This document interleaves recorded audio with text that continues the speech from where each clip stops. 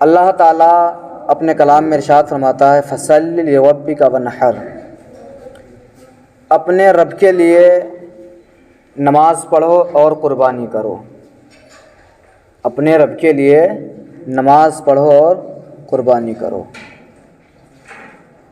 اب جو مہینہ آیا یہ بڑا ہی مقدس مہینہ، جس مہینے میں اللہ رب العزت نے حضرت ابراہیم علیہ السلام کو آزمایا اور قربانی کرنے کا حکم دیا۔ مذکورہ واقعہ بہت بڑا ہے، مختصر یوں سمجھیں کہ اللہ رب العزت نے حضرت ابراہیم علیہ السلام کو آزمایا۔ شام کو آپ کو خواب آتا اور آپ جا کر 100 اونٹ اللہ کی بارگاہ میں قربان کر دیتے۔ اس طریقے سے مسلسل 3 دن آپ کو خواب آتے ہیں، پھر آپ حضرت ابراہیم علیہ السلام نے اپنے بیٹے کو قربانی کے تخت کے اوپر لے آتے ہیں۔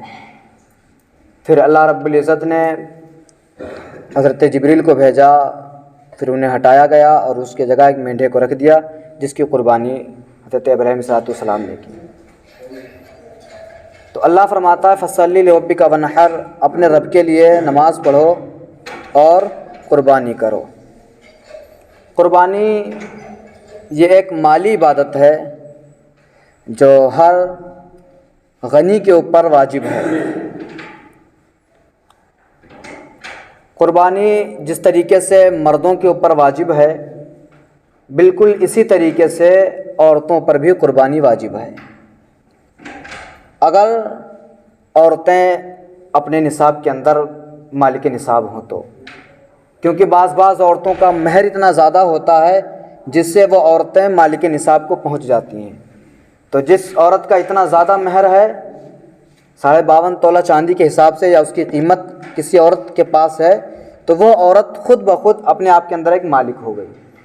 تو اب اس عورت کے اوپر بھی قربانی کرنا واجب ہے۔ جس طریقے سے مرد کے اوپر واجب ہے، اسی طریقے سے عورتوں پر بھی قربانی واجب ہے۔ تو اللہ کے نبی صلی اللہ تعالیٰ علیہ وسلم سے ایک شخص نے پوچھا یا رسول اللہ قربانی کیا ہے؟ پوچھا یا رسول اللہ قربانی کیا ہے؟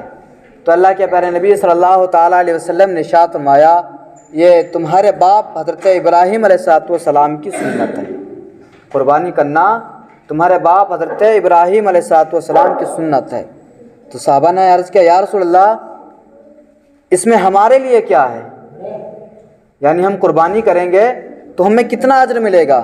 تو اللہ کے پیارے نبی صلی اللہ تعالیٰ علیہ وسلم نے ارشاد فرمایا ہر بال کے بدلے اللہ رب العزت ایک نیکی کا ثواب عطا فرماتا۔ سبحان اللہ، ہر بال کے عوض بکرے کے اندر جتنے بال ہوتے ہیں ہر بال کے بدلے اللہ رب العزت ایک نیکی عطا فرماتا۔ سبحان اللہ۔ اور اللہ کے پیارے نبی صلی اللہ تعالیٰ علیہ وسلم نے ارشاد فرمایا کہ یہ قربانی اللہ رب العزت کو اتنی پسند ہے کہ اس کا خون جب ہم قربانی کرتے ہیں اس کا خون زمین پر بعد میں گرتا ہے، اللہ رب العزت مقبول پہلے کر لیتا ہے۔ سبحان اللہ۔ قربانی کا خون زمین پر بعد میں گرتا ہے، اللہ رب العزت اسے مقبول پہلے کر لیتا ہے۔ تو بہت ہی عمدہ پسندیدہ عمل ہے جو ہر مالدار کے اوپر واجب ہوتا ہے،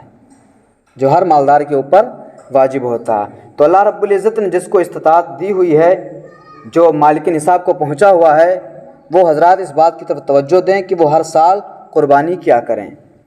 اور جو اللہ رب العزت نے جنہیں استطاعت دی ہے، مال و دولت ہے ان کے پاس، مالک نصاب کو پہنچے ہوئے ہیں، پھر بھی اگر کوئی شخص قربانی نہیں کرتا ہے تو اللہ کے نبی صلی اللہ علیہ وسلم ارشاد فرماتے ہیں پھر وہ یہودی ہو کے مر جائے یا نصرانی ہو کر مر جائے، مجھ سے کوئی مطلب نہیں ہے۔ اللہ کے نبی فرماتے ہیں وہ چاہے یہودی ہو کے مرے یا نصرانی ہو کر مرے، مجھے اس سے کوئی مطلب نہیں ہے۔ یعنی اللہ کے نبی صلی اللہ علیہ وسلم نے سخت ناراضگی ظاہر فرمائی ہے جن کے اوپر قربانی واجب ہو اور وہ شخص قربانی نہ کرے۔ اللہ کے نبی صلی اللہ تعالیٰ علیہ وسلم نے بہت زیادہ ناراضگی ظاہر فرمائی ہے۔ جب ہم آپ قربانی کرتے ہیں تو اس کے اندر کئی ساری قربانی ہم اور آپ کا جو مقصد ہونا چاہیے وہ صرف اور صرف رضا الہی ہونا چاہیے، صرف اور صرف اللہ رب العزت کی رضا جوئی ہونا چاہیے، کیونکہ ہم اور آپ جب خلوص نیت کے ساتھ جتنا بھی اللہ کی بارگاہ میں خرچ کریں گے تو وہ یقیناً بڑھتا ہوا نظر آتا ہے۔ یقیناً بڑھتا ہوا نظر آئے گا۔ ہم اور آپ یہاں قربانی کرتے ہیں، جانوروں کو ذبح کرتے ہیں، پتہ نہیں کتنے جانور ہم ذبح کر دیں۔ اس بات کو آپ یقین رکھیں، جو چیز اللہ کی بارگاہ میں خرچ کی جاتی ہے، جو چیز اللہ کی بارگاہ میں خرچ کی جاتی ہے وہ گھٹتی کبھی نہیں، ہمیشہ بڑھتی رہتی ہے۔ آپ جانوروں سے شروعات کر لیجئے، جانوروں کو آپ دیکھ لیجئے، بکرے کتنے قربان ہوتے ہیں۔ جتنے حلال چیزیں ہیں جو اللہ کی بارگاہ میں قربان کی جاتی ہیں وہ لاکھوں کروڑوں کے اعتبار سے خرچ ہونے کے باوجود بھی دن بدن بڑھتی ہوئی نظر آتی ہیں، اور وہ جو دوسرے جانور ہیں جو 7-7 8-8 10-10 بچے دیتے ہیں لیکن وہ ذبح نہیں کیا جاتے ہیں، پھر بھی ان کی تعداد بہت کم نظر آتی ہے۔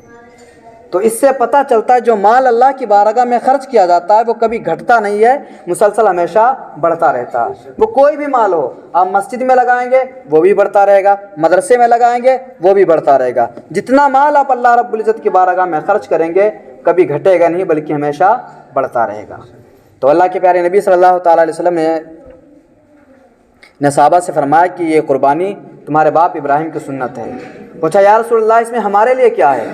تو آپ نے فرمایا کہ ہر بال کے بدلے اللہ رب العزت ایک نیکی کا ثواب عطا فرماتا ہے، اور آگے ارشاد فرمایا کہ اس کا خون زمین پر بعد میں گرتا ہے، اللہ رب العزت اس کو مقبول پہلے کر لیتا ہے۔ آپ نے ارشاد فرمایا کہ جب جانور کو ذبح کیا جائے، جب قربانی کے لیے کوئی جانور دیکھا جائے تو موٹا تازہ ہونا چاہیے، کیونکہ یہ جانور پلسرات پر ہمارے کام آئیں گے۔ جانور جن کی ہم قربانی کرتے ہیں پلسرات کے اوپر یہ ہماری سواریاں بنیں گے۔ تو جب بھی قربانی کا جانور لیا جائے تو تندرست ہونا چاہیے، صحیح سالم ہونا چاہیے، اچھا خاصا ہونا چاہیے، جو پلسرات کے اوپر ہمارے کام آ سکیں۔ تو ہم اور آپ قربانی کرتے ہیں، قربانی ہر مالدار کے اوپر واجب ہے۔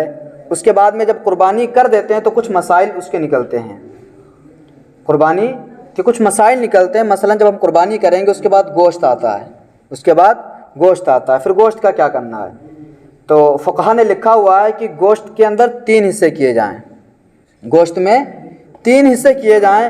پہلا حصہ گھر والوں کے لیے، دوسرا حصہ رشتہ داروں کے لیے، اور تیسرا حصہ غریبوں کے لیے۔ قربانی کے اندر گوشت میں 3 حصے کرنی چاہیے، پہلا حصہ خود کا، دوسرا رشتہ داروں کا، اور تیسرا غریب لوگوں کا۔ یہ قربانی کا جو گوشت ہوتا ہے اس طریقے سے گوشت کی تقسیم کی جائے تو زیادہ بہتر اور زیادہ مناسب رہتا ہے۔ پھر اس کے بعد میں اسے تقسیم کیا جائے یا کھلایا جائے، ان تینوں کے اعتبار سے یہ سارے طریقے درست ہو جاتے ہیں۔ پھر اس کے بعد میں اس کی کھال آتی ہے، اس کی رسی آتی ہے۔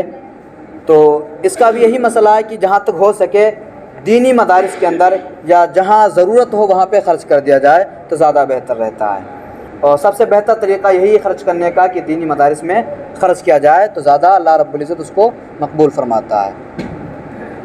اس کے بعد میں قربانی کا گوشت ہو جاتا ہے۔ پھر ایک مسئلہ یہ آتا ہے کہ اگر مرحوم، ہم اور آپ کا یہ دستور رہتا ہے کہ ہم اور آپ پہلے قربانی کرتے ہیں حضور صلی اللہ تعالیٰ علیہ وسلم کے نام سے۔ یہ اپنے گاؤں کا دستور ہے کہ سب سے پہلے جو قربانی کرتا ہے تو وہ قربانی کرتا ہے حضور صلی اللہ تعالیٰ علیہ وسلم کے نام سے۔ تو اگر آپ کے اوپر قربانی واجب ہے، اگر آپ کے اوپر قربانی واجب ہے تو سب سے پہلے اگر آپ 2 جانور کی استطاعت رکھتے ہیں تو صحیح ہے، ایک حضور کے نام کراؤ اور ایک اپنے نام کرا لو۔ اگر آپ کے اندر اتنی طاقت نہیں ہے 2 جانور خریدنے کی تو اگر آپ ایک قربانی کرا رہے ہیں، اگرچہ وہ پہلی بار ہی کیوں نہ کرا رہے ہوں تو وہ آپ کو اپنے نام کرانی ہوگی، کیونکہ قربانی آپ کے اوپر واجب ہوئی ہے۔ یہ دیکھا جاتا ہے گاؤں کے اندر کہ سب سے پہلے ہمارا قربانی کراتے ہیں حضور صلی اللہ تعالیٰ علیہ وسلم کے نام سے۔ تو حضور نے امت کی طرف سے قربانی کی ہے تو ساتھ میں سب سے پہلے اپنے لیے کی، اس کے بعد میں امت کے لیے کی ہے۔ تو یہ دستور ہمارا ہونا چاہیے کہ جب ہم قربانی کی شروعات کریں یا تو 2 جانور لیں تو ایک حضور کے نام کرائیں اور ایک اپنے نام کرائیں۔ اگر ایک ہی جانور ہے اور آپ مال کی نصاب ہیں تو پھر وہ اپنے نام سے قربانی آپ کے اوپر کرنا واجب ہے۔ اگر آپ اللہ کے نبی صلی اللہ علیہ وسلم کی طرف سے قربانی کرتے ہیں تو جو آپ کے اوپر واجب ہے وہ واجب آپ کے اوپر ساقط نہیں ہوگا۔ تو قربانی کے اندر احتیاط کرنا چاہیے۔ اور یہ چلا آتا ہے کہ پہلے باپ کے نام ہوئی، پھر لڑکے کے نام، پھر بیوی کے نام، پھر بچوں کے نام، اسی طریقے سے مسلسل سلسلہ جاری رہتا ہے۔ تو یہ طریقہ درست نہیں ہے۔ جو مالک نصاب کو پہنچا ہوا ہو اس کے اوپر ایک بار قربانی کر دینے سے قربانی ساقط نہیں ہو جاتی ہے، بلکہ آپ کو ہر سال قربانی کرنی ہوتی ہے، بلکہ ہر سال آپ قربانی کریں گے تب جا کر آپ کے اوپر وہ قربانی ساقط ہوگی۔ اگر آپ نے اپنے نام نہ کی اور آپ کے اوپر قربانی واجب ہے اور آپ نے بچوں کی طرف سے کر دی یا کسی دوسرے کی طرف سے کر دی تو پھر آپ کے اوپر واجب ہے کہ آپ اگر وہ دن گزر چکے ہیں تو ان کے دوسرے ایام کے اندر کسی غریب و مسکین کو اتنے سارے پیسے دے دیے جائیں، یہ زیادہ بہتر ہے۔ لیکن پھر فی الحال مسئلہ یہی ہے کہ سب سے پہلے قربانی جس کے اوپر واجب ہے وہ شخص پہلے اپنے لیے قربانی کرے، اس کے بعد میں اللہ کے نبی صلی اللہ تعالیٰ علیہ وسلم کے لیے قربانی کرے، کیونکہ یہ امت کا حق بنتا ہے۔ اللہ کے نبی صلی اللہ تعالیٰ علیہ وسلم نے 2 جانور ذبح کیے، ایک اپنی طرف سے کیا اور ایک اپنی امت کی طرف سے کیا، ایک اپنی امت کی طرف سے کیا۔ تو امتیوں کے لیے بھی یہ ضروری ہے جس سے اللہ رب العزت نے دیا ہوا ہے، تو وہ شخص کو چاہیے کہ 2 قربانی کرے، ایک حضور کے لیے اور ایک اپنے لیے۔ اگر اتنی طاقت نہیں ہے تو اپنے لیے ضرور کرے، اور اس کے بعد میں جب اللہ اسے استطاعت دے، طاقت دے، اس کے بعد میں حضور صلی اللہ تعالیٰ علیہ وسلم کے نام سے قربانی کرے۔ تو یہ قربانی کا ماحصل رہا کہ قربانی ہر مرد پر جو عاقل ہو، عقل مند ہو، بالغ ہو، جو حد بلوغ کو پہنچ چکا ہو، مسلمان ہو اور مالک نصاب کو پہنچا ہوا ہو، اس کے اوپر قربانی واجب ہے۔ جس طریقے سے قربانی مرد کے اوپر واجب ہے اسی طریقے سے قربانی عورتوں پر بھی واجب ہے۔ یہ مسئلے دھیان کے اندر رکھنے کے ہیں، غور فکر کرنے کے مسئلے ہیں۔ جس طریقے سے مرد کے اوپر قربانی واجب ہے اسی طریقے سے قربانی عورتوں کے اوپر بھی واجب ہے۔ عورتوں پر اس طریقے سے قربانی واجب ہوتی ہے کہ بعض عورتوں کا مہر اتنا زیادہ ہوتا ہے کہ وہ مالک نصاب کو پہنچ جاتی ہیں۔ تو جو عورت اتنے زیادہ مال کی مالک ہو، یعنی مہر کی جو لگ بھگ 52.5 تولہ چاندی کی قیمت ہو جس عورت کے پاس، اس عورت کے اوپر بھی قربانی واجب ہو جاتی ہے۔ تو ایسا نہیں صرف مردوں کے اوپر قربانی واجب ہے، جس طریقے سے مرد کریں گے قربانی اسی طریقے سے قربانی عورتیں بھی کریں گی۔ اور یہ قربانی کرنا بڑا پسندیدہ عمل ہے۔ اللہ کے نبی صلی اللہ تعالیٰ علیہ وسلم نے اسے کیا اور فرمایا کہ تمہارے باپ کی سنت ہے۔ اور قربانی کا جو یہ مہینہ جیسے آتا ہے ویسے ہی ہمارا حضرت ابراہیم علیہ السلام اور آپ کی اولاد کا تذکرہ کرنا شروع کر دیتے ہیں۔ جیسا پچھلا واقعہ مذکور ہے، کتابوں کے اندر لکھا ہوا ہے کہ قربانی حضرت ابراہیم علیہ السلام نے سب سے پہلے کی۔ اللہ رب العزت نے آپ کو خواب دیا اور کہا پسندیدہ مال میری بارگاہ میں قربان کرو۔ تو آپ خواب سے اٹھتے ہیں، اٹھنے کے بعد 100 اونٹ اللہ کی بارگاہ میں صرف کر دیتے ہیں، قربان کر دیتے ہیں۔ پھر دوسرے دن اسی طریقے سے خواب آیا، پھر تیسرے دن اسی طریقے سے خواب آیا، تو آخر کہتے ہیں یا رب ذوالجلال میں کون سی چیز تیری بارگاہ میں خرچ کروں، کون سی چیز میں تیری بارگاہ میں قربان کروں؟ تو ندا آئی کہ اے میرے خلیل تم میری بارگاہ میں اس چیز کو قربان کرو جو سب سے زیادہ پسندیدہ ہو تمہارے نزدیک۔ تو حضرت ابراہیم علیہ السلام اٹھے تو سوچا کہ اولاد سے زیادہ کوئی چیز پسندیدہ تو ہو نہیں سکتی ہے، لہٰذا اللہ رب العزت ہم سے اولاد کی قربانی کو مانگ رہا ہے۔ تو حضرت ابراہیم علیہ السلام صبح اٹھنے کے بعد اپنی بیوی سے سارا واقعہ ذکر کرتے ہیں، بیوی سے کہتے ہیں کہ اسے دعوت پہ لے جانا ہے۔ مختصر یہی ہے کہ دعوت پہ لے جانا، نہا دھو کے تیار کیا اچھی طریقے سے، اور آپ چھری لے کر چل دیتے ہیں۔ آپ چھری لے کر چل دیتے ہیں، ادھر شیطان آتا ہے، آپ کی بیوی کے پاس آیا، ان کے پہ داؤں نہ چلا، لڑکے کے پاس آیا، ان کے پہ داؤں نہ چلا، پھر حضرت ابراہیم علیہ السلام کے پاس آیا۔ ابراہیم علیہ السلام کہنے لگا ابراہیم کیا کرنے جا رہے ہو؟ کہا میں اسے اللہ کی بارگاہ میں قربان کرنے جا رہا ہوں۔ کہنے لگا خواب کے ذریعے آپ کو خواب آیا اور آپ نے حقیقت مان لیا؟ تو حضرت ابراہیم علیہ السلام نے فرمایا کہ یہ شیطان ضرور تو شیطان ہے، ورنہ اللہ رب العزت کے احکام سے مجھے نہ روکتا۔ تو اس سے پتہ چلتا ہے جو کام اللہ کے بندے کرتے ہیں یا جو اللہ کی بارگاہ میں جو لوگ صرف کرتے ہیں، اللہ کی بارگاہ میں قربانی پیش کرنا چاہتے ہیں، اس کے اندر بعض روکنے والے شیطان ضرور ہوتے ہیں، بعض روکنے والے شیطان ضرور ہوتے ہیں۔ آپ جب بھی اچھے کام کی طرف آپ قدم بڑھائیں گے، اچھی چیز کی طرف جب بھی آپ قدم بڑھائیں گے تو بعض ایسے ہوں گے جو آپ کے قدم کو پیچھے کھینچیں گے، تو وہ یقین مانیے کہ وہ انہی شیطانوں کا طریقہ کو اپناتے ہیں، نیک بندوں کو وہ اچھے کام کرنے سے روکتے ہیں۔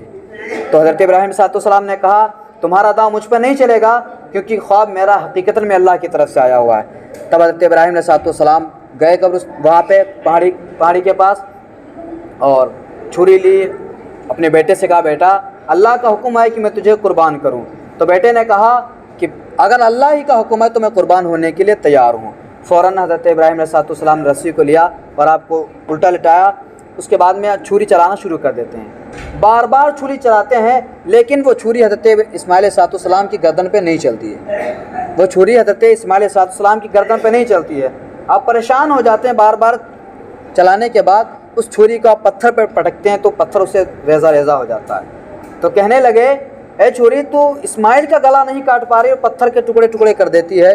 तो वो छुरी कहती है, ए इब्राहीम, अल्लाह का हुक्म है 70 मरतबा कि मैं इस्माइल के गले को ना काटूं।